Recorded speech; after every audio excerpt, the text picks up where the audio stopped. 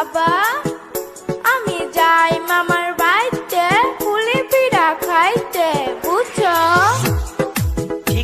ঠিক আছে মা, তুই দেখে শুনা যাইস, পুলি পিঠা খায়া কিছু আমার লেগা নিয়ে আস, বুঝছস? আমার লেগা